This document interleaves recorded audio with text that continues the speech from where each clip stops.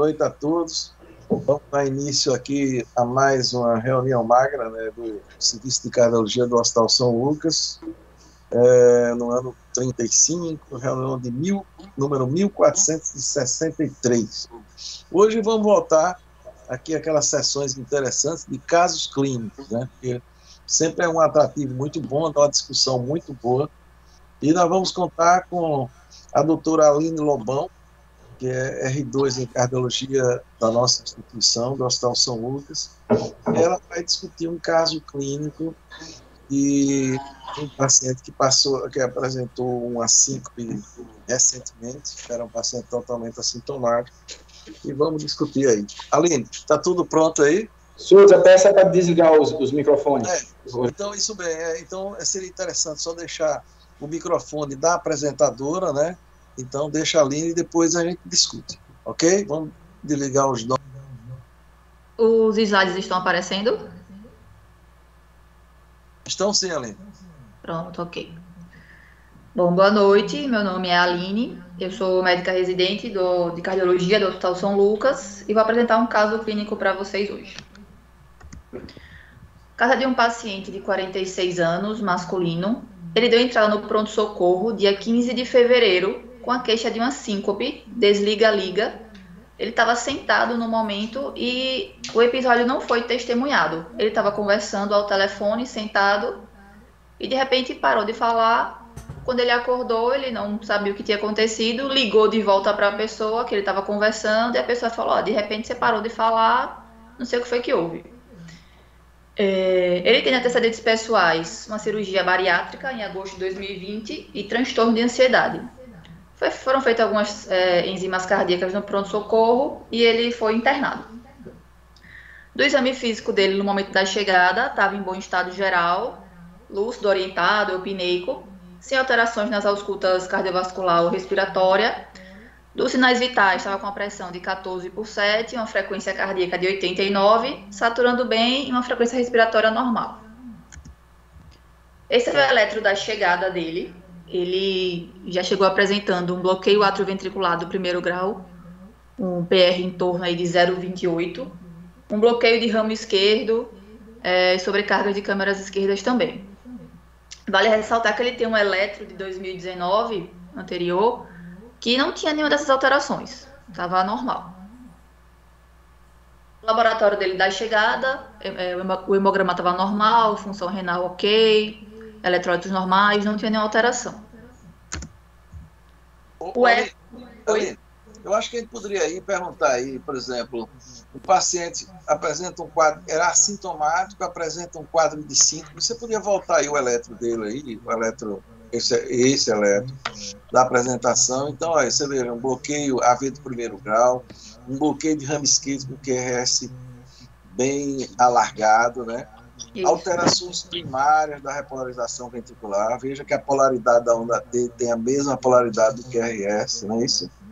E aí, esse paciente, primeira pergunta é, o paciente para ser liberado, ele foi atendido na urgência. Para ser liberado, para fazer investigação em casa ou internar? Não, internado. Não, foi internado, mas eu pergunto, todo mundo concorda aí com a opinião, com a conduta? Eu acho que, assim, apesar da idade, né, que gera um prognóstico melhor, ele teve uma síncope sem pródromos, né, e foi sentado. É muito preocupante, uma síndrome, uma síncope que é liga, desliga, de repente, sentado. E o que chama atenção, apesar do exame físico normal, é um eletro com esse bloqueio de ramo esquerdo novo, né? É interessante ter visto esse eletro prévio que não tinha nada. Então, realmente sugere um mau prognóstico, um bloqueio de ramo esquerdo sugere algum tipo de cardiopatia, né? Então, com certeza, apesar de um paciente jovem, pela característica da síncope e por esse bloqueio, precisa ser internado, com certeza. Ô Souza, não sei se vocês discutiram, que sem dúvida é bloqueio de ramo esquerdo, mas mesmo padrão de bloqueio de ramo esquerdo, esse QRS em D1, eu não me lembro de ter visto, são 3 ondas, assim, são 3 entalhes, não é um bloqueio de ramo esquerdo convencional, né? Chama atenção para algo, no mínimo, diferente de uma doença, assim, preferencialmente ramo esquerdo, né? Isso. Esse padrão, quando você vai para V6 também, ele tem uma onda positiva, parece que desce uma negativa e mais duas positivas, não é isso? Exato, exatamente. É muito estranho esse padrão de bloqueio de ramo esquerdo. Acho que, pelo menos, eu não me lembro pegando aqui nos meus archives aqui da memória, eu não me lembro. Hein, Lauro? Você que viu muito bloqueio de ramo esquerdo, não é esquisito esse padrão morfológico? Não, está muito esquisito. Está muito esquisito. D1 não está na característica, VL também, V5 e V6, né? É muito, muito interessante esse padrão. E lógico, e o padrão... tem a ver... O Rodrigo até quer falar também, acho que vale a pena. Tem a ver com o intervalo aí, PR muito prolongado, né? Quem quer falar seria Rodrigo. Rodrigo. Boa noite, pessoal. Tudo bem, Souza? Tá me ouvindo aí? Ouvindo bem, pode falar, pode comentar. Legal, é eletro bem interessante mesmo. Agora, uma coisa que eu acho que é importante, essa modificação que o Zé Augusto falou, curioso, né? Até de esperar que é possível que haja não seja simplesmente um bloqueio do ramo esquerdo, mas que tenha alguma alteração da condução intraventricular associada. Não sei se na ressonância tem uma fibrose ainda que não visível, algo até nível intersticial, que é possível para dar esse pradão tão fragmentado, que é uma possibilidade. Outra, até, enfim, porque o paciente é muito jovem e tudo, outra que chama atenção é que eu não sei se não houve uma troca de eletrodos aqui também.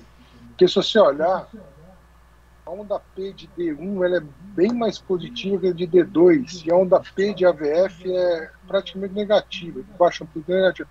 Deve ter havido alguma troca que não invalida a argumentação, eu acredito, mas só para detalhar um pouco mais. Por outro lado, D1 se assemelha. Nós temos, eu acho que tem um eletro aí, ainda do internamento dele, ainda assim, sem ter feito nenhuma conduta a mais, eu acho que tem. Agora, Rodrigo, uma coisa, na verdade, assim, eu só vi esse paciente no dia seguinte, quando ele chegou no setor de ecocardiografia.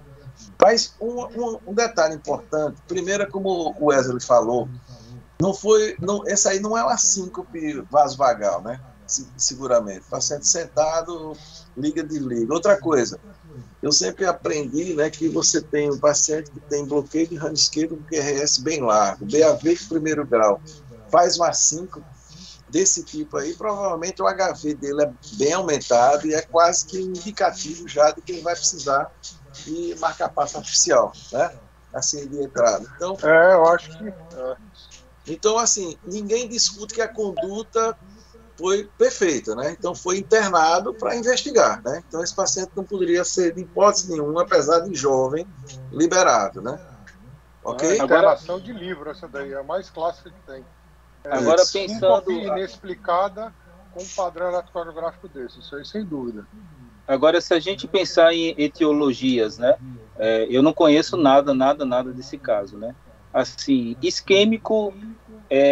não descarta a isquemia, obviamente, mas assim, não é muito usual um paciente entrar com a síndrome coronariana aguda com esse tipo de bloqueio, com esse tipo de eletro, assim, sem nenhum pródromo, uma angina, ou ter feito uma TV antes, uma parada. Então, assim, não estou descartando isquemia, né, mas não seria talvez a minha primeira hipótese, né, mas não estou descartando. Não parece ser uma doença valvar, visto que, se a gente confiar no exame físico bem feito, não há nenhum sopro, não há nada na ausculta cardíaca. O que a gente poderia pensar num paciente jovem de etiologia? Alguma doença infiltrativa? Wesley, e só para, assim, o sentido de ilustrar mais aí seu raciocínio, esse indivíduo é totalmente assintomático. Lembre que, assim, ele fez uma cirurgia bariátrica em 2020, né? Então ele tinha uma investigação cardiológica em 2019, fez uma cirurgia bariátrica em 2020, se engajou num programa de atividade física, para você ter ideia. Ele e a esposa acordavam 4 horas da manhã, ia para a academia, ele disse que fazia uma atividade física assim, muito intensa, e de repente ele sofre essa síncope e aparece com esse traçado aí eletrocardiográfico. Então, assim, não era um paciente que vinha tendo nem dispneia, nem muito menos angina, não tinha assim, uma evidência, era assintomático. Pronto. Ok? Souza. Sim. Souza. Pois não. Souza? Pois eu não, ia tô fazer ouvindo. exatamente essa pergunta, porque tem um histórico de uma cirurgia bariátrica, então tem 2 anos, foi 2020, né? 2020, isso. 2 anos. E o preparatório dele, a avaliação cardiológica... Rapaz, aí é que tá. Nós não temos nenhuma, procuramos no hospital, não tem nenhum exame dessa investigação. Eu tenho a impressão que o pessoal, o cirurgião, usou os dados do exame da investigação de 2019, que ele tinha um eletro que foi aquele que ela mostrou, entendeu? Bem, então, quer dizer, basicamente foi isso, e o médico, o plantonista internou, né, para a investigação, solicitou o ecocardiograma, aqueles exames, né? E aí, Aline, o que é que aconteceu? Souza, tem história na família, história na família de morte súbita ou DAC precoce? Eu não peguei essa parte. Não tem. Você tem relato de ele ter tentado algum tratamento antes da cirurgia? Não, ele teve, sim, bem interessante. Ele tinha, antes da cirurgia, ele chegou a fazer algum tratamento para hipertensão, mas que descontinuou a medicação. Não, mas para obesidade, remédio, a banca? Não, eu perguntei. Fez alguma cirurgia de balão, nada? Não fez. Ele apenas fez a bariátrica mesmo. E como relato, ele teve Covid, entendeu? Veja bem. Teve a história de que ele teve Covid umas 2 vezes, 3 vezes, coisa assim. Não chegou a ser um caso grave, mas ele teve Covid e tinha tido até relativamente recente. Ok? Não é isso, Aline? Tinha mais alguma coisa? Isso. Não, de antecedentes foi isso mesmo. Certo? E aí, Aline? Bom, passando aqui, o eco que ele fez internado tinha uma horta. Aline, mostra de novo o eletro antigo, rapidinho. Eletro anterior, viu? De dezembro de 2019, tá vendo? Aí. Foi antes da cirurgia. Antes da cirurgia. Isso. Passa em branco mesmo. Agora, só para fazer uma observação, já que está aí, né? Eu não sei se foi deitado ou se foi em pé esse eletro, mas embora seja aquele eletro que passe, o que chama atenção aqui é a ausência de onda Q em D1, em V6, o PT já meio achatado. Já querendo bloquear, né? Então, Rodrigues Zé Augusto, eu quando vi o eletro a primeira vez, eu já pensei que já era um bloqueio de ramo, entendeu? Já tinha, mas depois analisando melhor, assim, diz assim, bem, não é um eletro que enche os olhos para bloqueio de ramo, mas não é um eletro que a gente imagina que seja totalmente normal, né? Essa voltagem aqui em V5, V6, já é uma voltagem, já é valente, né? Entendeu? Então, não é um eletro totalmente normal aí.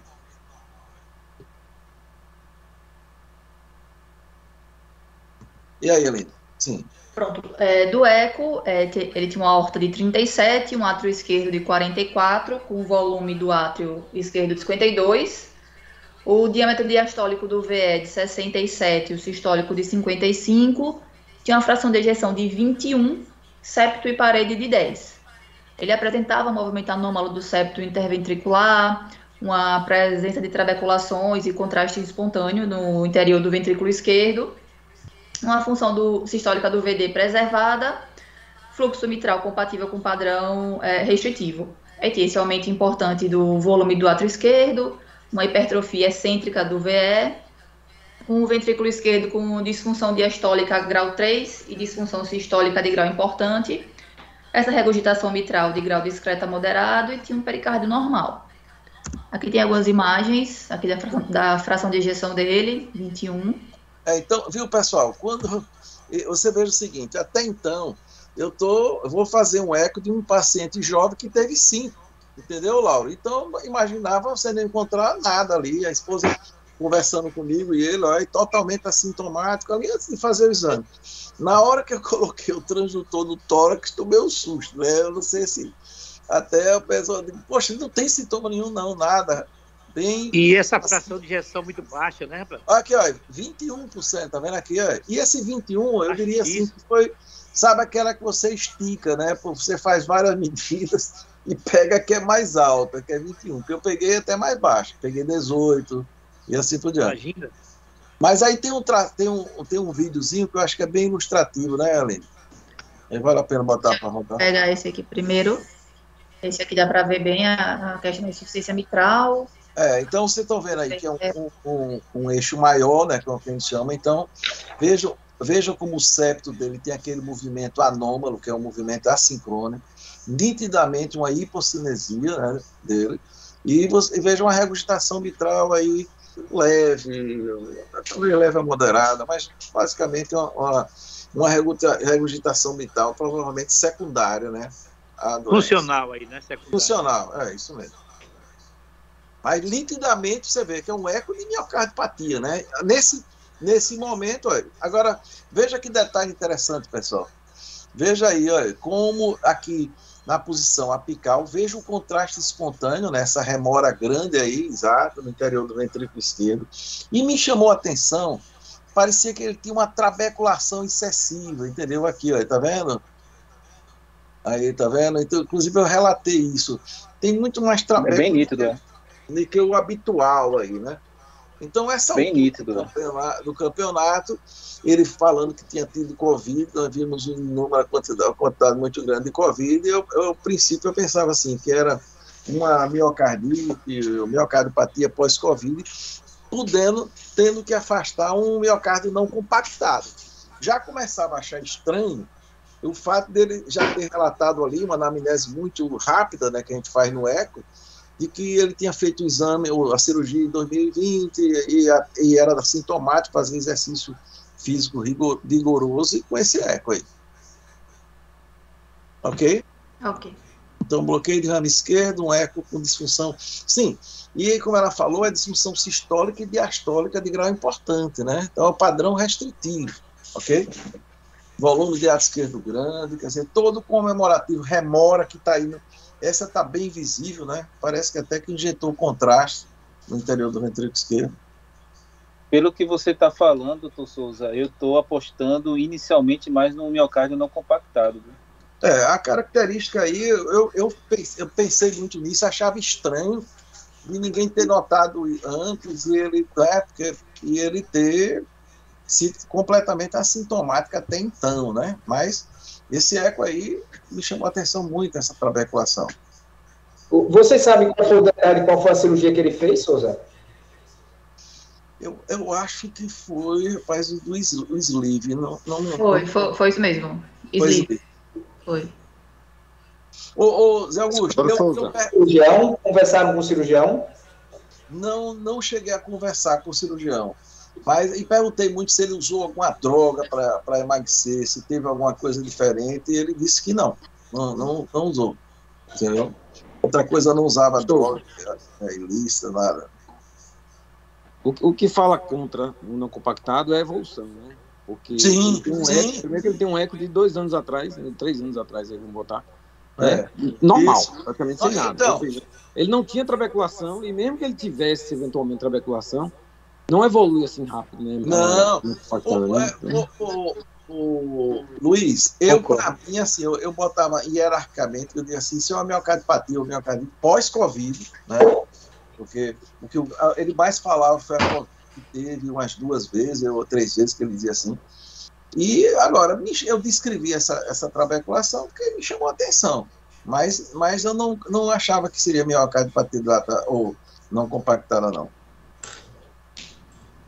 Aí a principal hipótese é pós-Covid mesmo, é miocardite em geral. Né? Não é miocardite.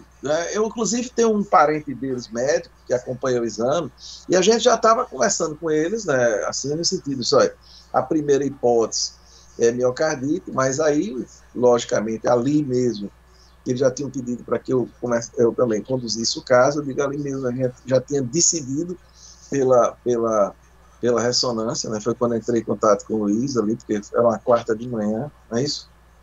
Então, e foi desencadeado, né?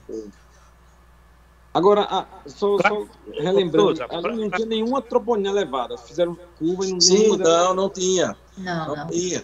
E aí é quando a gente começa, porque essa altura do campeonato eu não tinha visto os exames, né? Não era para bem, não tinha acompanhado o paciente. Bem lembrado. Aí quando a gente vai para lá, vê que não tinha troponina elevada, né? Então, miocardite já fica meio estranho, né? Mas ele podia ter tido ao longo desse Poderia. Meses para cá. Poderia. Como eu disse assim, miocardite, miocardiopatia, né? Tem nesse processo aí. Então, eu pergunto um pouquinho, isso aqui é contraste espontâneo, né? Deu vontade de coagular esse cara? Pô. Então, isso nós discutimos. Rapaz, é impressionante. Ô Zé Augusto, nós ali até conversamos feio, hoje. Agora, isso não entra ainda em critério, né? Não entra, porque é feio, é todo ventrículo. Mas realmente, assim... Se a música estiver ligada e o ganho acentuado, também termina superestimando, viu?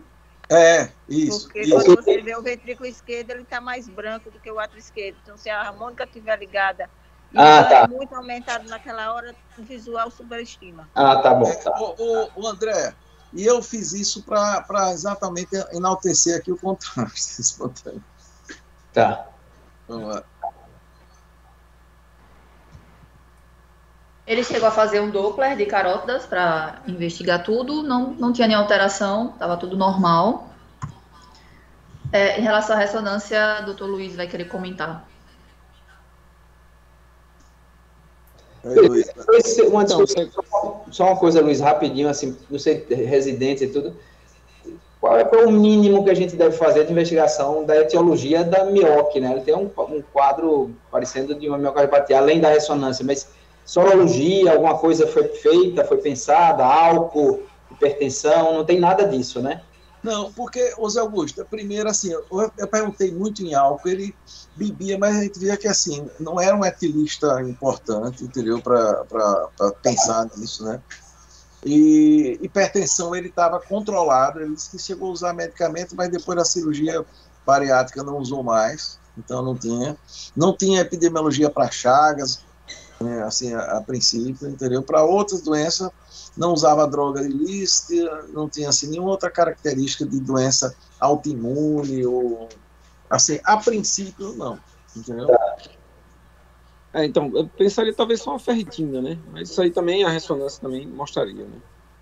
Exato. Então, hemocromatose, né?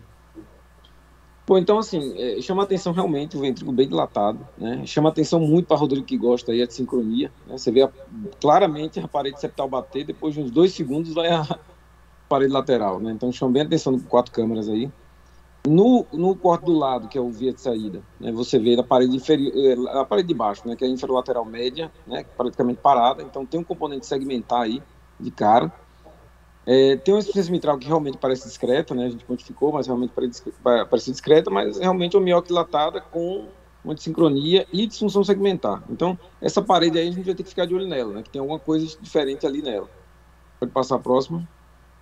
Aí a gente vê bem, né, nos slides, somente no de baixo, né? No segundo de cima.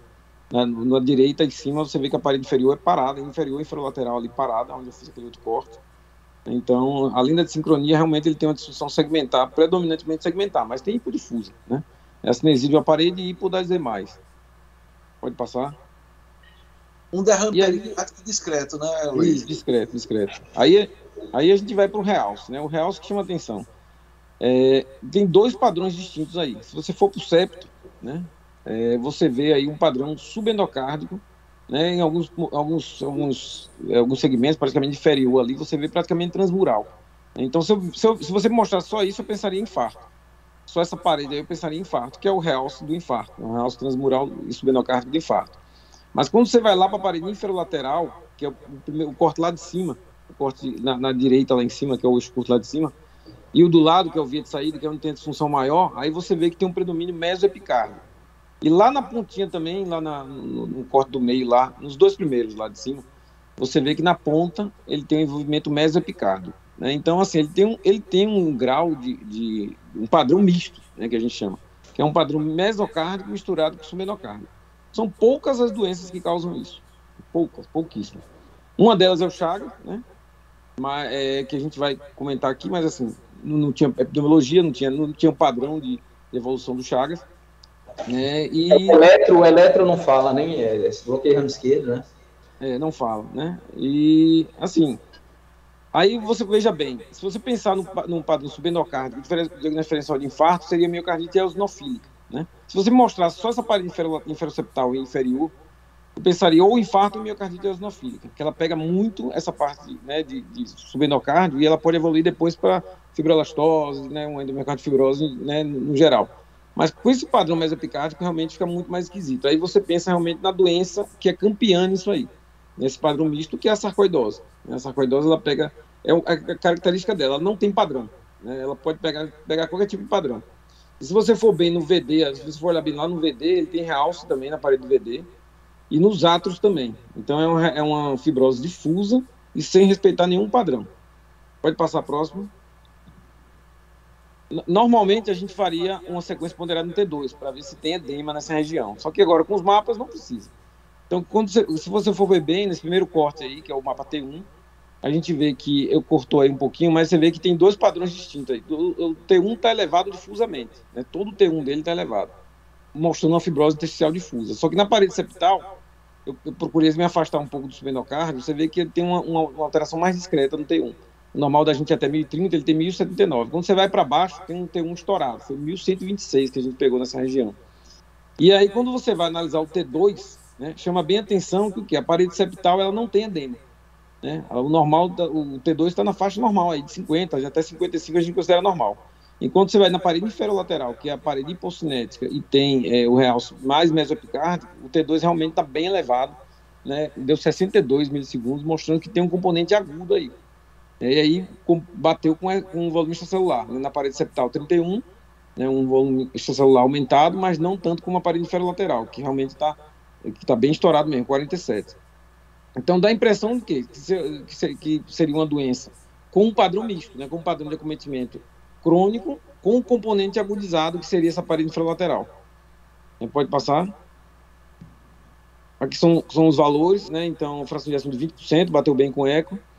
O átrio esquerdo com volume indexado discretamente aumentado, 57%, e a cavidade de VE, um aumento considerado aí moderado, é importante, né? 127 de volume indexado, apesar do diâmetro não ser muito grande. Então, assim, pode passar o laudo, só repetindo tudo que eu já falei, né? Não sendo repetitivo. A alteração etiológica e a alteração patológica aí da ressonância é uma cardiopatia inflamatória crônica com componente agudo, componente de atividade. E com esse padrão misto, a principal hipótese é sarcoidose cardíaca.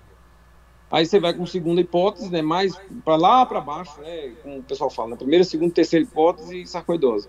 E indo mais lá para baixo nas hipóteses, aí entraria uma miocardite eosinofílica por causa do acometimento endocárdico, né, subendocárdico, e não dá para descartar também a linfocítica, né, miocardite simples mesmo, apesar do componente subendocárdico. Né. Eu botei aí, mas essa aí eu já pensaria bem mais remotamente. E a principal hipótese aí realmente seria uma doença granulomatosa, aí, sarcoidose seria a primeira hipótese.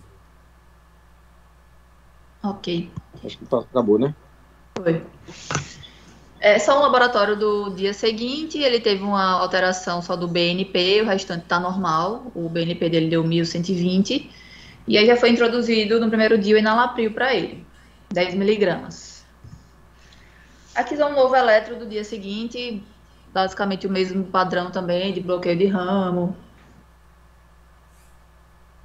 Raio-x de tórax da entrada. Aline, não sei se Rodrigo vê aí, veja que o eletro, ele viu, Augusto, ele tende a ter aquele mesmo entalhe ali, né? Menos, mas está lá ainda, né? Tá bem parecido. O eosinófilo normal? Oi? Eosinófilo normal, já que ele falou em... Estava tudo normal do laboratório. Normal. E o BAV de primeiro, então, parece que ele está um pouquinho mais taquicárdico. Isso. E você vê que a onda P de 4 fica em cima da onda P de telha, praticamente. Exato. Distinguir. Isso. E bem interessante. Agora, uma pergunta aí para o Luiz. Ô, Luiz, e essa miocardite eosinofílica ou linfocítica, isso costuma cursar com disfunção sistólica significativo como esse caso, ou mais com endomiocárdio fibrose, que às vezes é mais disfunção diastólica, por exemplo? Não, a eosinofílica ela cursa. Ela faz um quadro bem dramático mesmo, inclusive é uma das causas até de choque cardiogênico. E a linfocítica também é raro pra caramba, né? A miocardite simples que a gente pega. A linfocítica a gente fala é a que não é eosinofílica, né? Mas aí é mais raro da gente ver. Agora a eosinofílica realmente é um quadro mais dramático, inclusive é um diagnóstico diferencial com infarto, né? Só faz uma distinção maior porque ela é mais difusa, né? Não existe infarto difuso. Mas se você me desse só aquela parede, às vezes ela comete mais segmentarmente. Se você me mostrar só aquela imagem, sem a parede infralateral e sem a ponta, eu pensaria nessa hipótese. Mas eu nunca tinha visto a eosinofílica com 2 acometimentos. Então, aí por isso que sarcoidose disparou na frente aí. Aqui foi o raio-x também logo do início da internação, não tinha nenhuma alteração. Ele tinha feito novo laboratório aqui já no dia 17, mantido só o BNP mesmo alterado, o restante tudo normal. Foi introduzido para ele nesse dia a espironolactona, 25 mg dia. Chegou a fazer também uma angiotomografia de coronárias para descartar doenças arterial coronariana, normal também, o score de cálcio 0, sem redução luminal. Então ele fez o Holter lá internado.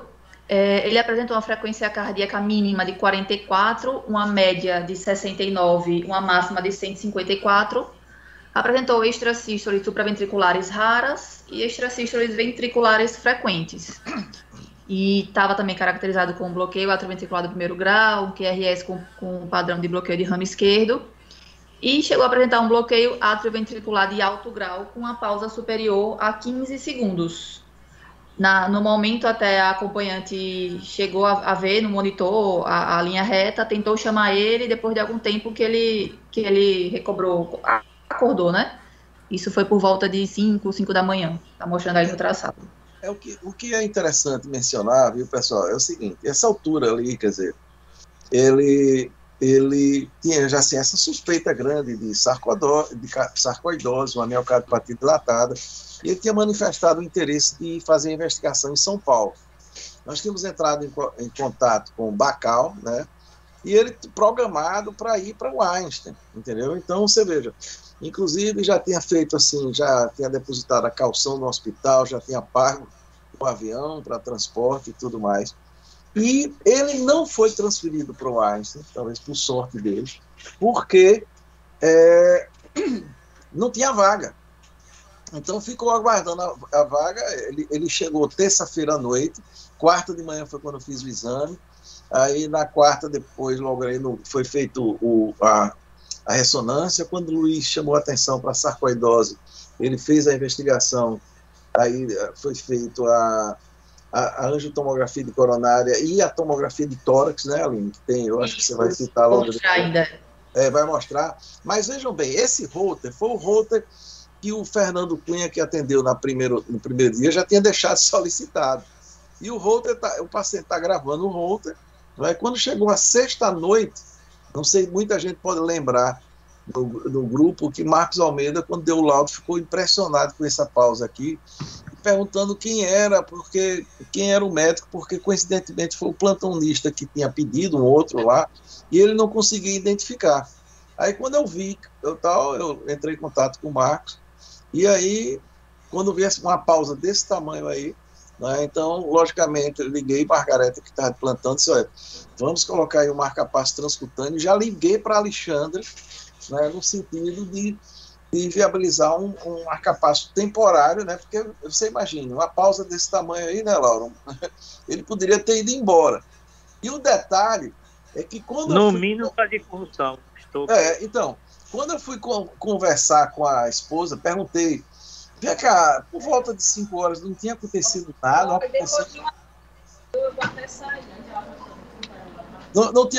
vocês não notaram nada. Ainda fez: olha, doutor, foi uma coisa interessante, batendo exatamente com o horário aqui dessa pausa. Ela disse que o monitor fez um barulho, assim, disparou um alarme. Quando ela olhou, só tinha uma linha, né, no monitor. Então ela chamou ele, né, chamou o paciente pelo nome. Daqui a pouco ele acordou e a pessoa que estava sonhando ela chamou o pessoal da de enfermagem, e o pessoal de enfermagem realmente achou que, assim, interpretou como sendo um cabo que se desconectou ali do monitor, coisas desse tipo, né? Então, que na verdade ele era que tinha se desconectado. Bem, então, diante disso, houve essa mudança de cenário, quer dizer, nós já fizemos a opção de Marcos que chamou a atenção para o laudo. Então, foi implantado na mesma noite o marca-passo provisório, e aí, Aline, vamos aí, o que é que aconteceu? Só antes, só para falar na ordem cronológica, ele tinha feito essa tomografia de tórax para investigar algum acometimento pulmonar, já que tinha sido aventada a hipótese de sarcoidose. E aí foi vista opacidades em vidro fosco nas periferias, alterações que podia estar relacionadas a processos inflamatórios, micronódulos e pequenos nódulos pulmonares sólidos bilaterais, mas indeterminados, e nódulos pulmonares calcificados no lobo inferior esquerdo, tido como sequelar. E daí, então, essa pausa que ele teve já foi na manhã do dia 18, e aí, como o Dr. Souza falou, nesse mesmo dia foi providenciado o implante do marca-passo provisório para ele. Ainda foi um eletro antes dele colocar o marca-passo, ainda com um padrão bem parecido também. E aí, no dia seguinte ao implante, foi introduzido para ele o Entresto, já havia sido suspenso o enalapril e mantido o aldactone.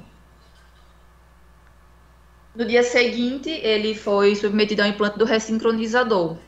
E aí, após isso, foi introduzido o beta-bloqueador para ele, um Concorde de 2,5 mg dia, a princípio.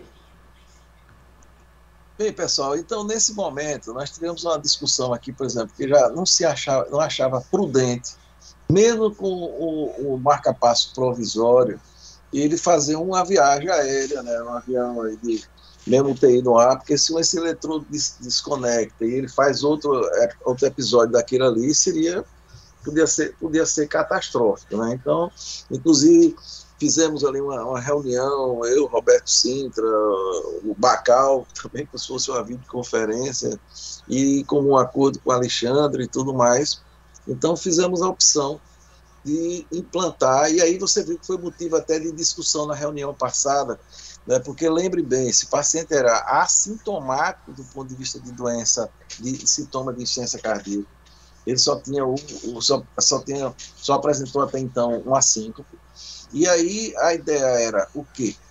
Colocava um marca-passo convencional ou se já evoluía para um ressincronizador, entendeu? Então, e porque lembre que todos esses estudos que usam ressincronizador em pacientes sintomáticos, né? Então, mas aí, como um acordo com o Bacal e com todos da equipe que estavam acompanhando, foi programada a colocação do ressincronizador. Né? Isso. Olha, uma dúvida aqui. Foi um ressincronizador puro ou um ressincronizador com desfibrilador? Então, não, foi sem desfibrilador, Rodrigo. Foi só o ressincronizador. Entendeu? Isso também foi ponderado ou não, mas como assim? Como era uma cardiopatia não isquêmica, entendeu? Então, a opção que foi feita foi sem o CDI, foi só o ressincronizador. Entendi. Eu acho que essa é uma discussão muito, muito, muito importante, porque de olhar a ressonância, ela deixa a pessoa preocupada, porque é uma doença muito aparentemente grave e que pode estar, inclusive, em atividade. Se for sarcoidose é uma doença extremamente arritmogênica do ponto de vista de TAC. Então, é uma situação que precisa, de fato, estar bem próximo aí, né? Exato, isso mesmo. Só um novo laboratório para ilustrar também, mantido tudo normal. Aqui já foi um eletro pós-procedimento. Dava para ver a espícula do marca-passo, aí antes do complexo QRS, uma frequência de 60, QRS já mais estreito também. Esse eletro aí, Aline, volta aí um pouquinho. Esse eletro está espetacular, é um eletro muito bonito de se ver, e de fato ele está estimulando, certamente ele está estimulando fascículos do ramo esquerdo, ou o tronco do ramo esquerdo, as imediações, porque ficou um eletrocardiograma extremamente compatível, e a gente nota aqui, você notar em V1 que ele tem um RS e R', como se fosse aquele bloqueio de ramo direito que a gente vê, né? Uhum. E esse é um dos padrões que sugere que o RS bem estreito. Então, assim, aparentemente o eletrodo ficou muito, muito bem posicionado, muito, muito interessante. Joia. De controle pós-procedimento também. Novo laboratório, tranquilo, sem alterações ainda. Aqui foi um novo eletro, já perto dele de alta, mantendo o mesmo padrão também pós-implante. Se você olhar esse eletro aí, volta só um pouquinho. Olha esse terceiro QRS de V1. Ele é um pouco diferente dos outros, né? Então isso aqui pode ter alguma variação de captura, é uma coisa discreta, mas só para ficar de olho, quando fizer o Holter, às vezes para perceber se a morfologia se mantém, mas eu acho que é muito pouco. De toda forma, ficou bem bacana, aparentemente. Ô Rodrigo, Alexandre está entrando, porque ele disse que teve um problema, mas ele está entrando, porque assim, eu acho que já entrou aí agora, já está aí, né? Viu, Alexandre? Certo. Boa noite, tudo bem? Boa noite, pessoal. Pronto, Alexandre. Então, o Rodrigo estava elogiando aí o implante marca-passo. Eu queria que você falasse alguma coisa aí sobre o implante e os ajustes que você fez para esse QRS ficar bem estreito, como está aí. Então, veja só, esse paciente aí é bem desafiador, na verdade. É um paciente bem difícil, de conduta bem difícil, porque é um paciente jovem, que me aparece do dia para a noite com insuficiência cardíaca e com BAVT, né? Uma suspeita diagnóstica na ocasião, que depois foi confirmada, de sarcoidose. Então, esse paciente chegou em BAVT, na verdade chegou no hospital com uma síncope, né, Souza? Depois se viu que ele tinha disfunção ventricular importante. Isso tudo foi apresentado já, viu, Alexandre? Já foi discutido já. Então, o que acontece? A gente passou primeiro um provisório para ganhar tempo e decidiu que seria feito num segundo momento, se seria implantado um CDI com ressincronizador ou um ressincronizador puro, né? Foi decidido, de comum acordo, de que seria implantado um ressincronizador nesse paciente. Nós implantamos o eletrodo no ramo esquerdo, né? No ventrículo direito no ramo esquerdo. O QRS já estreitou bem, só com o ramo esquerdo, e o outro eletrodo foi para o seio coronário, né? Foi na veia póstero-lateral do ventrículo esquerdo. O QRS ficou muito, muito estreito, e com a peculiaridade que, assim, muitas vezes a gente programa o ventrículo esquerdo para estimular antes do ventrículo direito. Nesse caso específico, a estimulação do ventrículo direito antes do ventrículo esquerdo proporcionou um QRS muito superior a estimulação do lado esquerdo antes do lado direito, né? E isso aí é explicável, isso aí dá para entender, porque como o eletrodo do VD, do septo profundo, estava estimulando o ramo esquerdo, a gente conseguiria capturar uma quantidade maior de tecido miocárdico com essa estimulação primeiro. Então era bem diferente, quando você estimulava VD, o QRS antes do VE, o QRS ficava bem mais estreito. Quando estimulava VE antes do VD, esse QRS ficava bem aberrante, bem significativo. Então esse paciente continua sendo muito desafiador para a gente, porque é um paciente que tem sarcoidose e tem risco de arritmia ventricular. Inclusive ele fez um cardiopulmonar com milênia e teve algumas arritmias ventriculares. Ele tem um home monitoring também, então a gente tem acompanhado ele em tempo real, todo dia eu checo o home monitoring dele. O home monitoring Além vai continuar a apresentação ainda, viu, Alexandre? Você que já tivesse no simplesmente. Não. Tá no seu implante, meu amigo, ainda. No implante. Então vamos... Uma observação aqui, Alexandre, rapidinho. Eu acho que, como disse anteriormente, tem que ter muita atenção com esse caso, que talvez tem que colocar o desfibrilador associado. E essa doença tem um aspecto evolutivo. Certamente, por causa do grau de doença, quando você estimulou o ventrículo esquerdo com o eletrolateral, onde tem uma baita de uma fibrose inferolateral, por isso que o QRS ficou muito feio, você não gostou. E essa doença evolutiva e pode continuar progredindo no septo, você pode ter problema aí, mas me preocupa é a arritmia ventricular. Eu acho que esse paciente tem que colocar um desfibrilador. Sem dúvida alguma, Rodrigo. Essa preocupação aí, todo dia eu chego com o motor dele para ver se tem arritmia ventricular. Ele me ligou um dia desses aí. Doutor, minha vista ficou escura. Mas isso aí não adianta. No aparelho não disse nada de TV. Isso aí não vai adiantar. Não, sim, tem que progredir. É um dado a mais. Rodrigo. Isso aí é um dado a mais, né? Rodrigo. Diga, Laurão. Ele tem um potencial para FV, né? Muito grande, é uma cardiopatia, eu diria, exuberante, assim, porque não é só a cardiopatia em si, mas me parece que é uma doença cardíaca com poder de evolução. Não é aquela cardiopatia dilatada idiopática, por exemplo, pós-miocardite, que eventualmente o substrato pode ser praticamente que estanque, né? E que com as medicações, eventualmente você pode até acomodar alguma coisa. Por outro lado, nesse caso aí, se é uma doença inflamatória crônica progressiva, a doença pode evoluir e você perde o paciente depois de ter feito um trabalho espetacular como esse. Vamos tocar o barco aí. Vamos lá, Aline. Bora, ok. Pronto, um eco antes dele ir de alta. Houve uma melhora na questão da fração da ejeção. Os parâmetros de aorta, átrio esquerdo, volume praticamente os mesmos, o laudo praticamente o mesmo também, uma hipocinesia difusa, aumento moderado do átrio esquerdo, hipertrofia do VE excêntrica, disfunção sistólica do VE e uma IM discreta. Aqui foi um eletro antes dele de alta, também mesmo padrão.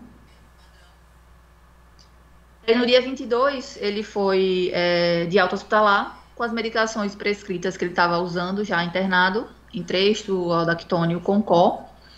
E ele seguiu para uma investigação, ele chegou aí para São Paulo para continuar a investigação dele. Ambulatorialmente também foi introduzido Forxiga, 10 mg dia. Aqui já foi um eletro pós-alta, que ele fez no acompanhamento com o Dr. Alexandre. Aí, seguindo a investigação dele em São Paulo, lá no Albert, já um eletro do dia 11 de março, ele tinha ido de alta dia 22 de fevereiro, estava com a aorta de 34, um átrio esquerdo de 43, com um volume de 37, já tinha uma redução, fração de ejeção de 41, já uma boa melhora, o septo e parede mantidos.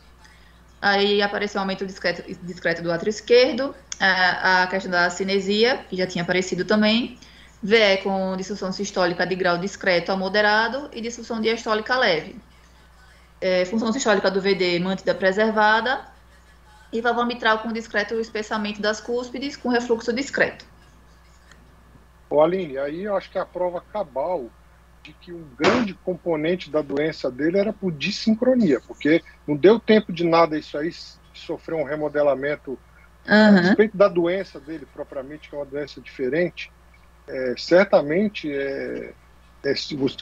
ao se eliminar a dissincronia, ele deve ter tido uma melhora da performance. Sim. Ô Rodrigo, essa altura aí, nesse momento, eu tinha contato com o Bacal, e ele achava que, apesar da ressonância, todos aqueles dados ali, de sugestão de sarcoidose, mas ele achava, aqui nesse momento, ele achava que era uma miocardite pós-Covid, porque ele estava acreditando isso aqui. Eu até perguntei, não seria essa melhora, não é só pela ressincronização? Ele disse, não, eu acho que piorou muito, eu tenho impressão aqui que aqui foi uma melhora da doença em si, acreditando uma recuperação de uma eventual miocardite, ok? Agora o estranho aí, né, Souza, só para tentar debater, é o fato dele não ter troponina alterada. Isso. E eu não sei se ele tinha alguma prova de atividade inflamatória nessa ocasião. porque certamente tem que investigar, mas assim, o que fala contra, apesar do Luiz dizer tinha edema, sugeria ter edema, e muito realce, e não tinha troponina alterada. Não tinha. Eu acho que eu perdi. A quantificação da fibrose foi em quanto? Eu até tenho isso, rapaz. O Luiz não colocou aí, não, mas ele me mandou depois. Luiz, lembra? Eu inicialmente eu não fiz, porque a gente não faz de rotina para miocardia. Não, é porque é o seguinte, o Rodrigo está trazendo essa questão do desfibrilador, né?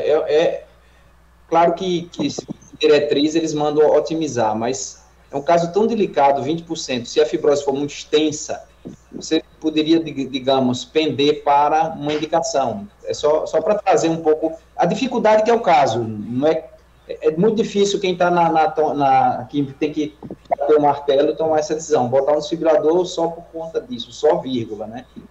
Veja bem, quando você dá um valor que não tem nenhum embasamento na literatura, muitas vezes você mais confunde, mais atrapalha do que ajuda. Então, se eu dissesse para você que ele tinha, sei lá, 10% de fibrose, você ia tender a não colocar o marca-passo, porque a gente está indo no raciocínio do hipertrófico. Né?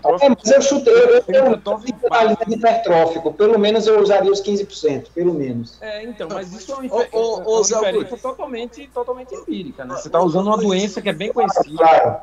Luiz. Souza, você tem muito tempo ainda, porque já está acabando, eu queria depois fazer... Não tem. Olha, só um detalhe aqui, olha. Eu, dia 19 de fevereiro, Luiz, tem ideia do grau de fibrose? Você fez, não quantifiquei. Para a miocardiopatia dilatada ou inflamatória, não tem muito significado clínico. Aí eu fiz outra pergunta. Você acha que tem mais de 10%? Aí você... posso tentar quantificar. Eu não me lembro mais se você... eu acho que eu não tentei. Mas mas era com certeza maior que 10%. Mas eu não tenho nenhum. Entendeu? Porque essa dúvida, pessoal, foi muito grande, nós discutimos isso aí, entendeu? Então, se coloca ou não, e foi essa a ideia. Você sabe que tem só concluindo, tem alguns trabalhos controversos, mas tem um trabalho muito bem feito, que eu posso mandar para vocês depois, que ele tentou quantificar no dilatado, e assim, o cutoff foi 0. Ou seja, quem teve 0,1% de fibrose foi igual a quem teve 10%. Então, esse trabalho depois é interessante, ou seja, a gente às vezes confunde as doenças. Na dilatada, não é o caso, que é a sarcoidose, que aí que não tem nada mesmo na literatura, mas na dilatada, o grau de fibrose não tem correlação com eventos, no geral, entendeu? Perfeito. Então é uma discussão interessante isso aí, mas as pessoas confundem com hipertrófico. Exato.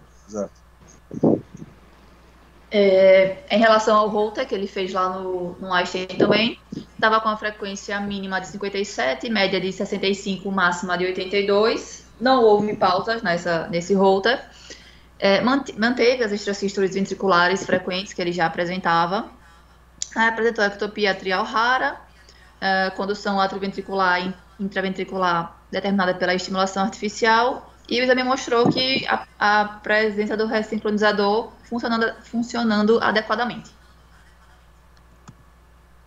Aí ele chegou a fazer um PET também lá, e aí mostrou áreas de aumento do metabolismo de glicose no miocárdio, correspondendo aos segmentos que foi descritos na ressonância, um aumento da atividade metabólica em linfonodos e linfonodomegalia cervicais e supraclaviculares bilaterais, assim como mediastinais, nos íleos pulmonares e na cadeia ilíaca externa esquerda.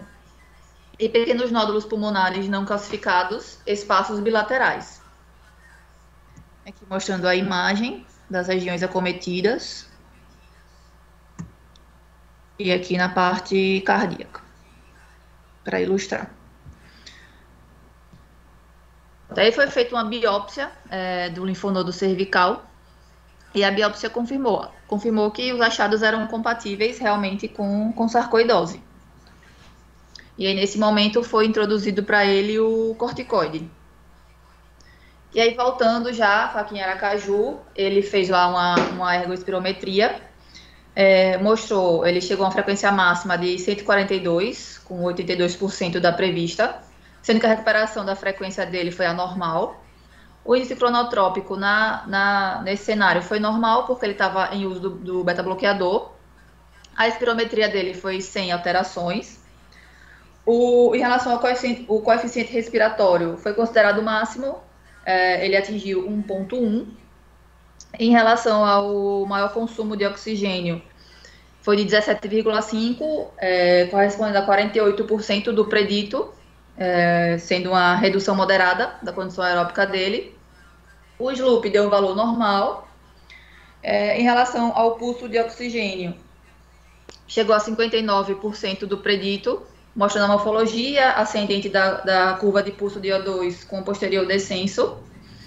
A eficiência de absorção do oxigênio chegou a ser 50% do predito.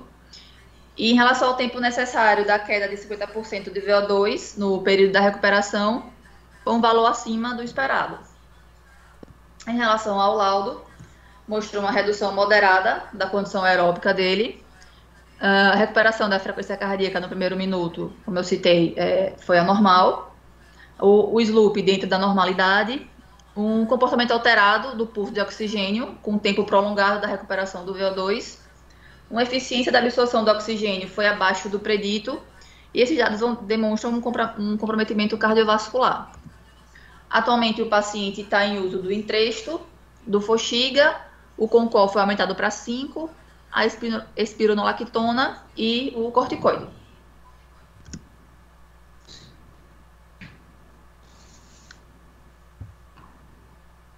Parabéns, Aline, pela apresentação. Acho que um caso muito interessante, né, que gera discussão, um caso como já foi bem dito aqui, assim, não tão fácil de condução, né, e aqui vale a pena parabenizar a ressonância feita aqui. Eu acho que toda a condução, a começar por Fernando, lá na urgência, que conduziu muito bem, a ressonância aqui, quer dizer, o paciente já saiu daqui com um diagnóstico, né, da doença, né, e todas essas dificuldades que foram encontradas, você veja, ele teve para viajar, né, porque se não atrasa, se não tinha se ele não tivesse o problema de vaga no Einstein, ele seguramente lá ele iria viajar, e aquela assim que poderia acontecer aí no voo, né, ninguém sabia, né, o que ia acontecer e o que é que poderia acontecer. Então, esse é o ponto. E o desafio, né, desse estudo, exatamente desse caso, era esse, exatamente. Primeiro, bota o ressincronizador ou bota o marca-passo convencional num paciente que era assintomático. Bem, aí foi feita a opção do ressincronizador, coloca CDI, não coloca. Não é, Alexandre, nós tivemos essa discussão, eu acho que eu cheguei a comentar até com o Zé Augusto, né, e discutimos com o Bacal e tudo, entendeu? Então, é aquela decisão, que não é simples, né, entendeu? E ele, assim, melhorou bastante a parte, assim, função ventricular, sintoma, ele continua assintomático, né, e teve só, como o Alexandre falou, ele relatou um dia aí que ficou assim, a vista escura, mas parece que durante o interrogatório do aparelho não teve nenhuma intercorrência maior, né? Ainda está em fase de ajuste de medicação, mas lembra, até isso é complexo, né? Porque você vê, se você for olhar todas as drogas para insuficiência cardíaca, a gente começa ali do classe funcional 2 e diante, e ele é um paciente classe funcional 1, ele é um paciente assintomático. E agora, aí? só um comentário. Na verdade, ele não é um classe funcional 1, né? Se você for ver pelo cardiopulmonar, né? Na verdade, eu acho que ele é mais limitado. Porque você vê que ele tem VO2 48% predito. Mas muito baixo, né? O Luiz, agora é um camarada que fazia ginástica, né? Faz atividade física, academia bem intensa, até recentemente. A classificação do American Heart Association é uma coisa, tá? Do cardiopulmonar é outra coisa. Né? Não, eu sei, mas é porque às vezes, eu não sei o que você está falando agora, mas assim, você está falando esse dado, mas assim, às vezes o paciente limita, né? Ele é assintomático. Não, mas isso aí não. Olha, eu estou dizendo a você, porque o que chamou a atenção muito, em mim, foi quando eu estou sentado para fazer o eco de um paciente com síncope assintomático. Inclusive, ele nem valorizou muito a síncope, só que como a pessoa que estava ao telefone depois entrou em contato e insistiu, vá para o hospital, porque você saiu do ar e assim por diante. Mas ele é assintomático, e para ele foi um susto muito grande. Quer dizer, quando eu olhei ali aquela disfunção ventricular, insisti várias vezes, Fernando está aí, Fernando foi quem... Eu estou reconhecendo agora qual foi o paciente, eu já ia até perguntar. Eu não peguei o iniciozinho da aula, mas realmente esse cara quase que a gente libera, para você ter ideia, porque ele já chegou querendo sair, na verdade. Isso. Ele veio meio que forçado. Ele mesmo valorizava muito pouco a perda. O que me fez segurar ele foram alguns... Primeiro, o eletro dele estava muito alterado. O eletro não justificava síncope, mas era um eletro de cardiopatia. Só que ele insistia em dizer que não era cardiopata porque tinha feito uma bariátrica 2 anos atrás e tinha feito 1 milhão de exames e todos eram normais. Era o discurso dele. Eu faço academia, eu não sinto nada. Só que aí ele me relatou que, primeiro, foi um desliga-liga e, segundo, não estava... Eu não lembro em que situação, mas ele não estava em pé. Ele estava sentado. Sentado. Ele estava sentado ao telefone. Aí, ele, quando acordou, o celular estava no chão. Eu tive que convencê-lo a ficar, na verdade, porque o estado geral era muito preservado. Eu fui tendo que argumentar esses pontos, sinais, essas red flag para ele poder entender que poderia ter algum componente cardiológico mesmo. Eu perdi o iniciozinho da aula, eu não sabia nem que se referia a esse rapazinho, mas eu lembro bem disso. Exatamente. Zé Augusto. Deixa eu só... Peraí que... Primeiro, assim, dá gosto, né, Souza? A gente está aí vendo uma reunião de um caso clínico extremamente bem conduzido, né? Seria uma cardiologia quaternária até, não é nem terciária, né?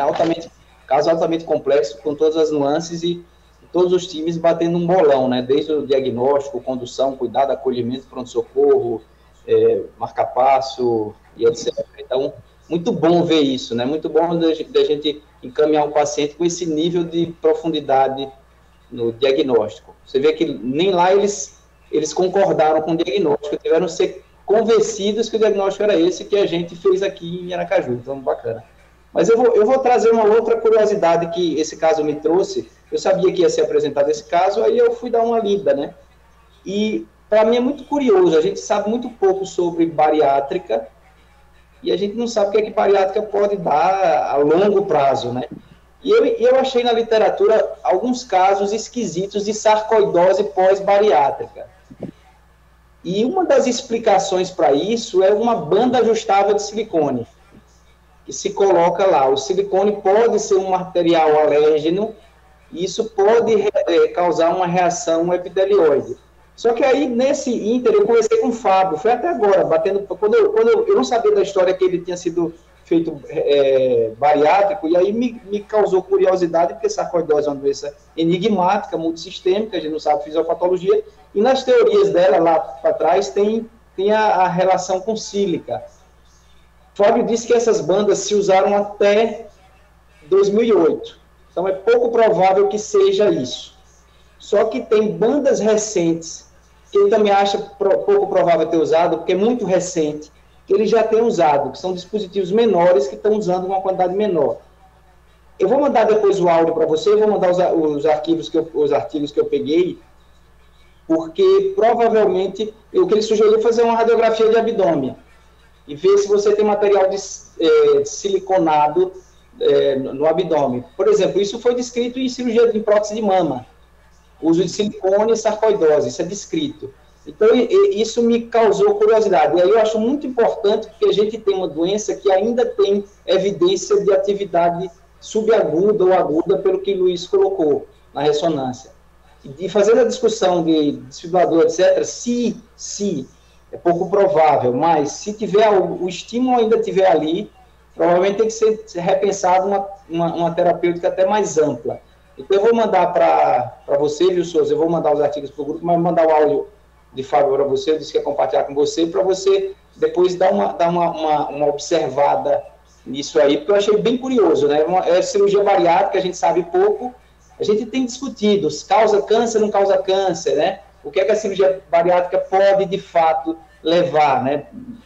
Imunologia, pós-Covid, e etc. E agora você está trazendo um caso bastante raro, mas alguém já descreveu isso, que são 2 casos publicados no hospital alemão, tá? Zé Augusto, e só complementando que eu tive a oportunidade depois de conversar com o Bacal, assim, mais detalhadamente, e você veja, olha, até quando saiu o resultado da biópsia, ele não era convencido de sarcoidose. Ele fez, não, tem o diagnóstico da ressonância. Dia 17, né? Dia 17, eu vi lá, a Luiz botou, dia 17 já tinha sugerido. Exatamente, o símbolo, inclusive eles ficaram impressionados, a esposa e tudo mais, com a resolutividade daqui, e ele relatando até uma discreta morosidade do Einstein, né, para o diagnóstico e assim por diante. Então assim, isso foi um ponto que eles relataram bastante, né, no processo. E conversando com o Bacal, ele disse que, ele dizendo, assim, eu perguntei, Bacal, de tudo que ele fez, o único ponto estranho, porque assim, vamos considerar, Laura, que você tinha uma investigação normal em 2019. Aí, no meio do caminho, né, para agora, ele teve uma cirurgia bariátrica e relatos de Covid. Aí Bacal voltava assim, ó, eu ainda volto na Covid. E falou isso para a família, entendeu? Ele só se convenceu depois do PET-CT e também quando assim que viu aquelas imagens bem compatíveis, né, com o processo inflamatório, e depois que fez a biópsia, que veio o resultado. É tanto que, veja bem, olha, ele administrou a prednisona para o paciente já estava aqui em Aracaju, viu, Laura? Não foi de lá, não. Entendeu? Ele pegou o resultado, foi a posteriori, né? Entendeu? E eu perguntei, viu, Augusto? Então, assim, cirurgia bariátrica tem alguma coisa a ver nesse processo, nesse start, mas ele focou muito em Covid, porque o paciente... Eu acho que é coisa de PubMed mesmo, porque não tem, eu acho que parece que é bem relato, entendeu? Depois dá uma olhada. Não, mas olha, eu acho que são esses relatos aqui, relato acular. Que tem... É que você falou. Deixa eu fazer um relato aqui, né?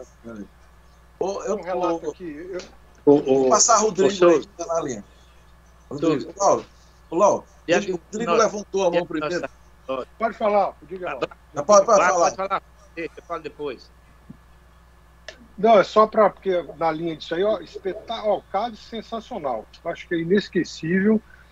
Eu gostei muito dessa pesquisa aí que você foi fazer, Zé Augusto, porque médico, se não for desconfiado, ele nunca vai fazer o diagnóstico direito. Então, acho que show de bola. E eu vou contar um caso, assim, próximo a mim, dentro da família, mais ou menos assim, eu diria, de uma pessoa que tinha uma prótese de mama, depois de um tempo desenvolveu uma asma refratária, quase morre com crise de asma refratária, e não melhorava com nada, e ela resolveu pesquisar, ela é médica, inclusive, foi pesquisar e descobriu que tem uma síndrome, que tem até uma sigla, um epônimo, não, é uma sigla descrita dessas reações, desses materiais que a gente não sabe se estão tão biocompatíveis assim, e ela tirou as próteses de silicone e, assim, coincidentemente ou não, já tem um tempão que não tem nada, não usa remédio, ficou boa. Parou de ficar na situação que estava. Então, provavelmente isso aí é alergênico, é pró-inflamatório, existem materiais não biocompatíveis como se imagina. Lógico, não são todos os casos, mas um ou outro aparece, né? E por fim, eu queria saber, Souza, se o paciente foi que quis ir para São Paulo ou foi foi um desejo de discussão multidisciplinar, como é que foi assim? Rodrigo, a ida para São Paulo é o seguinte, quando nós falamos que, assim, o Alexandre internou, o Fernando internou, como ele mesmo falou, assim, o paciente relutando bastante a ficar no hospital, e ele imaginava também que no dia seguinte já ia só fazer alguns exames e ir embora. Quando eu falei assim, quando ele passaram a tomar pé realmente, vamos supor, da maior gravidade do problema, de internar, e ela queria ir para São Paulo, porque tinha tido uma experiência ruim com o pai dela, algum tempo, a esposa, né, do paciente, há um tempo atrás, então foi esse o motivo, entendeu, Rodrigo? Então aí eu digo, para ir para São Paulo você tem que ir para uma pessoa que faz isso, né, para não ir assim aleatoriamente, né? E lá eles, o próprio Bacal, assim, elogiou demais o que foi feito aqui, disse que não mudava nada em termos de conduta, estava tudo de acordo. E a primeira impressão dele, assim, foi de que seria uma miocardite ainda, até que veio eu depois não conversei com ele ainda, depois do diagnóstico anatomopatológico, né, da sarcoidose. Ok? Souza. Pois não. Eu vou dizer exatamente as palavras de Rodrigo. Eu achei show, muito bem conduzido, um caso difícil. Só pensa em sarcoidose quem está bem assim ligado. Agora, um paciente para ter tudo, o processo inflamatório agudo, porque ele dilatou rápido o ventrículo esquerdo, rebaixou bastante rápido a fração de injeção, né?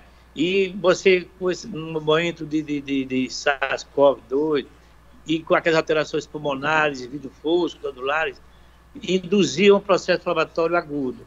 Só que aquelas alterações pulmonares, a meu ver, já era da sarcoidose. Vocês concordam? Provavelmente sim. Exato. Laura, eu estou vendo aqui, tem Alexandre levantou a mão e tem Raquel também. Alexandre, depois Raquel. Bom, veja só, foi realmente muito desafiador esse caso. É desafiador ainda, né? A ameaça de arritmia ventricular, ela paira, ela está presente, né? Principalmente se encararmos que essa doença pode ser uma doença progressiva, né? Diferente, por exemplo, se fosse Covid, por exemplo, né? Covid a princípio não seria uma doença progressiva, uma miocardiopatia progressiva, mas a sarcoidose, a chance de ser uma miocardiopatia progressiva já é muito maior. Então, realmente, a gente fica sempre com uma pulga atrás da orelha, mesmo tendo o home monitor. Isso não é 100% seguro que ele não vai ter arritmia. O home monitor apenas vai me dizer se ele teve arritmia de forma mais precoce do que o habitual, né? Então, eu consigo ter um acesso a essa informação de forma mais rápida. Apenas isso, né? Então, o paciente fez uma taquicardia ventricular, fez um FV, enfim, de repente, se for alguma arritmia ventricular que possa ser conduzida até o hospital, né? Teve uma taquicardia ventricular rápida, vá para o hospital, vamos fazer ablação, vamos fazer um upgrade com CDI.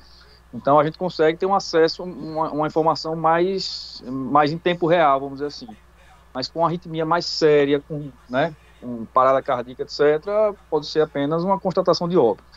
Então, na verdade, é extremamente desafiador. Então, não sei se o Bacal mudaria, ou se o Souza, ou se eu, eventualmente, mudaria para um CDI com resfriolizador, sabendo que seria uma sarcoidose desde o começo, porque talvez o que levou a não implantar o CDI no primeiro momento, talvez tenha sido a interpretação de que isso seria Covid, né? Seria uma miocardiopatia, uma miocardite pós-Covid, não seria sarcoidose. Talvez fosse esse o raciocínio do Bacal, principalmente. Então é isso, basicamente um caso extremamente desafiador, eu acho que ainda é desafiador, né, para todos nós. Mas concordo que foi muito bem conduzido. Muito bem conduzido, muito. Ô Alexandre, você ainda pensa em botar o CDI nele? Veja, eu acho que a gente tá acompanhando aí, né, Souza? Exato. Não, porque é aquela coisa, pare bem, é bom quando a gente está fazendo uma análise retrospectiva, na hora que a gente está fazendo no fogo ali, e na decisão ali, é complexo, você não tem isso, esse caso não está nos livros, né? Não está ali, então é um caso complexo, interessante, né? Para a literatura. Raquel quer fazer um comentário aí, Laura, vamos lá. Boa noite, Souza, boa noite a todos.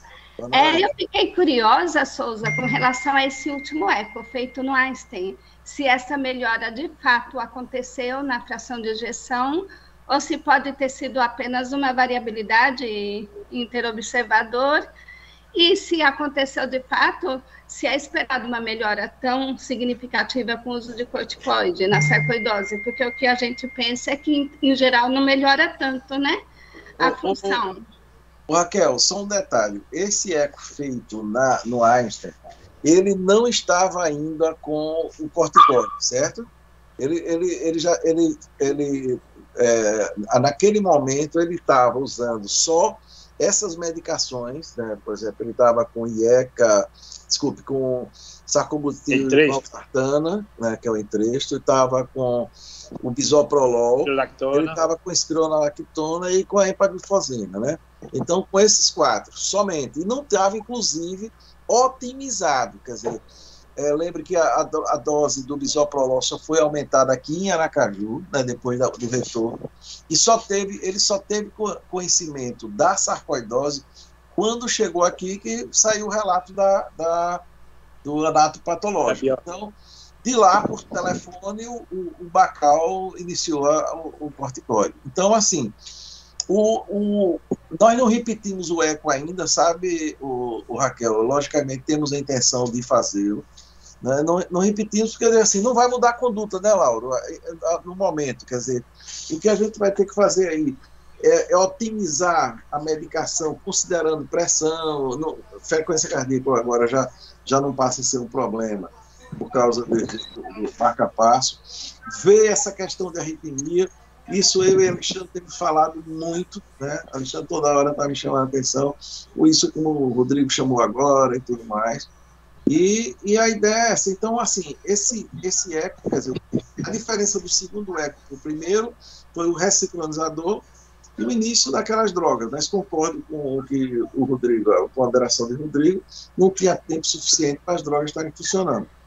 Do segundo para o terceiro, ele aí já foi quase um mês, por aí mais ou menos, 3 semanas, vamos botar assim. Ele já estava com as drogas e com o ressincronizador funcionando. Não estava ainda com o corticoide. O corticoide ele só começou a usar quando chegou aqui em Aracaju.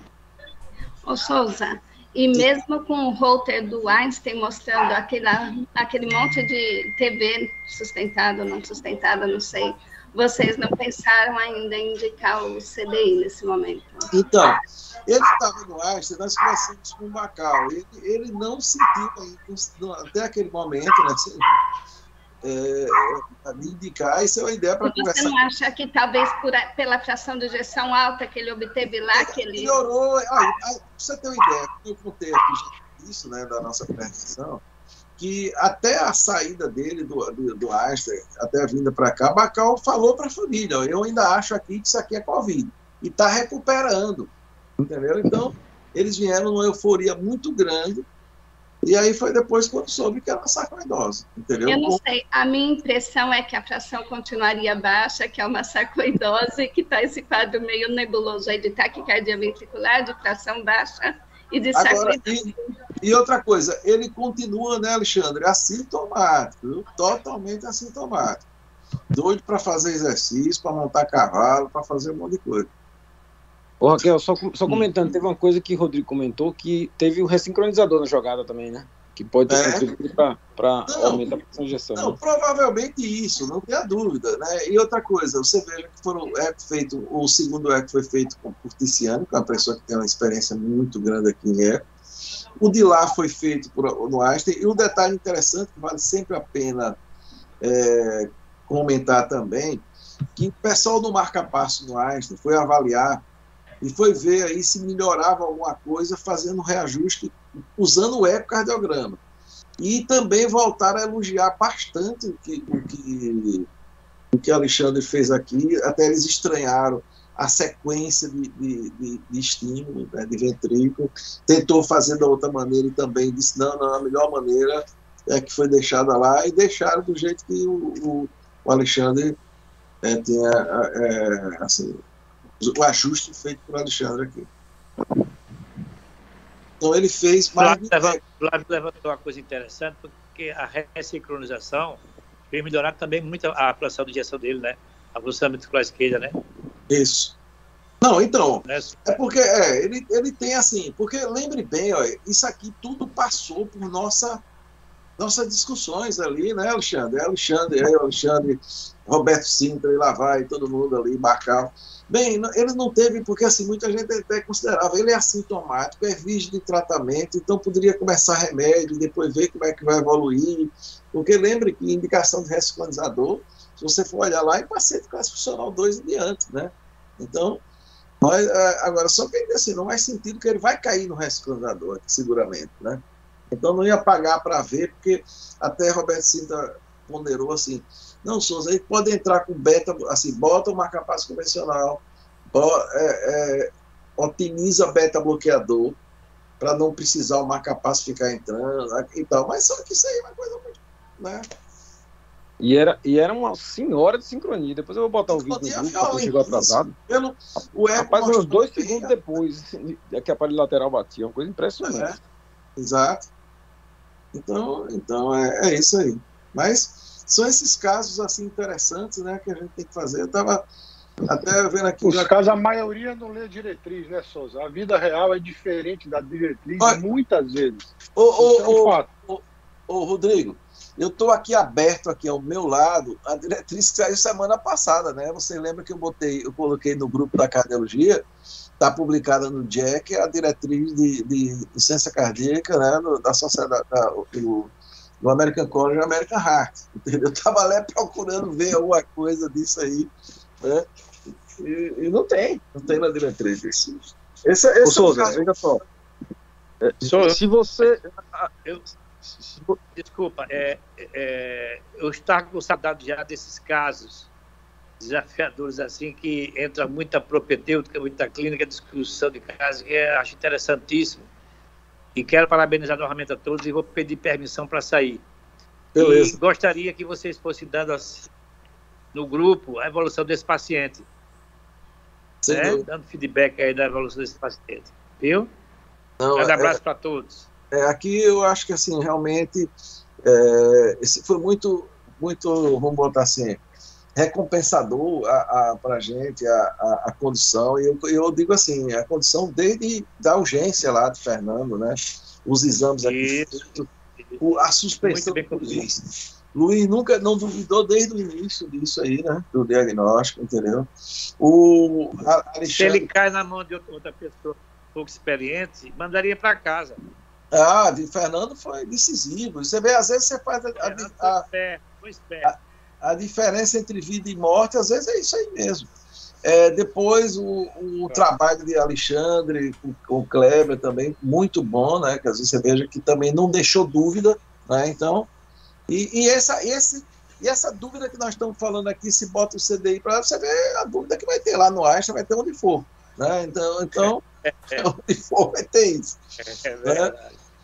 É claro que vamos ver aí, né, Alexandre, como é que ele vai se comportar em relação à função ventricular. A gente fica muito... Eu vou até dizer assim, eu não quero fazer o F dele para não ir induzido, entendeu? Que eu vou querer que essa fração de ação tenha subido. Eu vou mandar para lá para uns colegas de lá, sem, porque eles não vão ter conhecimento de como é que é. Souza, pois não. Duas observações que eu queria fazer. Primeiro, veja, você acha que esse paciente tem insuficiência cardíaca, né? Às vezes até disfunção que pode não ser nem importante, mas se você imagina que ele vai estimular pelo menos 40%, é praticamente mandatório estimular ventrículo, pelo menos 40%, é praticamente mandatório você pensar em já ressincronizá-lo de cara, né? Sim, não, claro, nós não tivemos dúvida, Alexandre. Perfeito. Ele na verdade, BVT vai estimular. Então, esse é um ponto que eu queria tocar. Outra coisa interessante, que é essa programação após o implante do ressincronizador, ela é muito importante, porque você consegue mexer no intervalo AV. Quando você mexe no intervalo AV, por exemplo, você consegue fazer uma fusão, muitas vezes, do QRS do paciente com o QRS estimulado. E você consegue, às vezes, ter um QRS mais interessante, com essa mistura entre o QRS do paciente e o QRS estimulado. Além disso, você consegue mexer na programação para estimular o VD primeiro ou o VE primeiro, e você estabelecer quantos milissegundos você estimularia um em relação ao outro, para tentar a melhor performance possível, o QRS mais estreito e com menos de sincronia ao eco. Então, isso aí, às vezes, é um ajuste fino que faz uma diferença muito grande. Porque, veja só, se a gente deixasse estimulando o VE antes de VD, ele ia ficar com o QRS largo, bem largo. Aí você diz, não, mas está ressincronizado. Não estava ressincronizado. Apesar de ter um eletrodo de VE, ele não estaria ressincronizado, né? Ele estaria com o QRS largão, 150, 160 milissegundos, provavelmente. Então, esse ajuste e ele deve ser reavaliado periodicamente, porque isso pode mudar, inclusive, né? Às vezes a doença do sistema de condução ela pode progredir, e, de repente, uma situação que hoje é essa, né? Os intervalos mais adequados para ele, nesse momento, talvez sejam esses, mas daqui a 1 ano, 2 anos ou 3 anos, isso pode mudar radicalmente. Então, é importante que isso seja reavaliado periodicamente para ver se realmente ele está na melhor programação possível. Perfeito. Perfeito. Outra coisa que eu acho que é bacana também, aí, Souza, aí eu acho que tem que ter ajuda de outros profissionais, provavelmente, como é que é feito o acompanhamento terapêutico desses pacientes com sarcoidose? Tem que repetir o PET? Como é que repete o PET?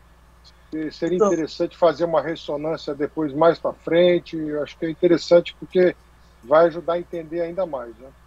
Então, essa foi a ideia de que exatamente teria que assim, quando está sendo acompanhado também por uma pessoa com muita experiência, né, que é, por exemplo, o Bacal, né, no centro grande, eu acho que é fundamental nesse tipo de doença rara, que a gente não tem tanta experiência, não tem experiência, né, essa que é a verdade, entendeu? Então isso aí, sem dúvida nenhuma, essas dúvidas, viu, Rodrigo, todas aí são dúvidas nossas também, né?